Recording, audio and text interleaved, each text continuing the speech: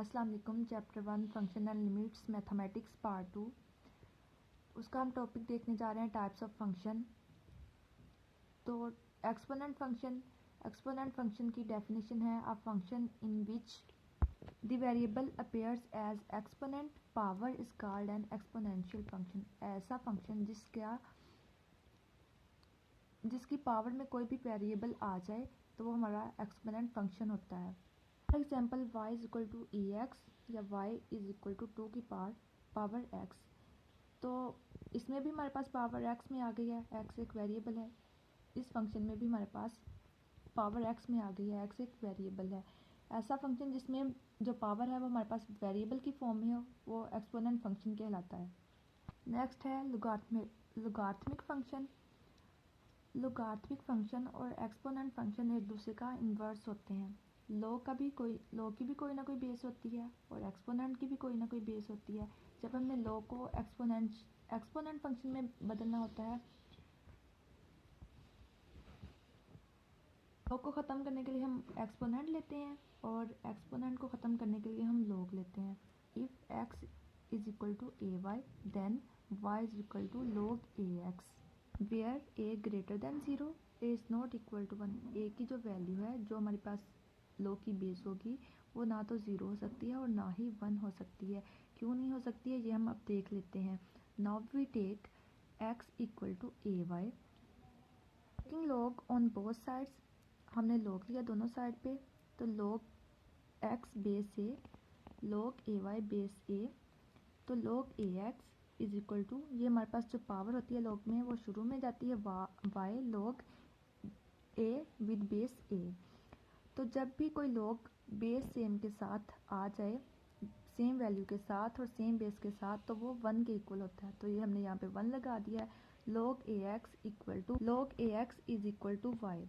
If x is equal to a y then y is equal to log a x. ये हमने prove कर दिया कि ये हमारे पास x is equal to a y हमारे पास y equal to log a x में कैसे चेंज होता है। हमने दो कंडीशंस बताई थी कि a ग्रेटर देन 0 और a is not equal to 1। हमारे पास a 0 और 1 के बराबर नहीं होना चाहिए। क्यों नहीं होना चाहिए ये हम देख लेते हैं। Again log ax is equal to y, हम ये ले लेते हैं कि log ax is equal to y. If we put a is equal to 1, अगर हम अपनी बेस में 1 पुट करते हैं तो इससे क्या होता है, log x with base a is equal to 1। तो यहाँ पे हमने चेंज ऑफ बेस फार्मूला लगाया, log x ओवर log 1। यहाँ पे बेस हमने खुद लगा दी कि 5 है। यहाँ पे 10 भी हो सकती है, कोई भी बेस हो सकती है, is equal to y. Change of base formula हमने लगाया, ठीक है। तो log 1 base 5 is equal to 0। कोई भी log किसी भी बेस के साथ अगर 1 आ जाएगा तो वो हमारे पास 0 के इक्वल होता है।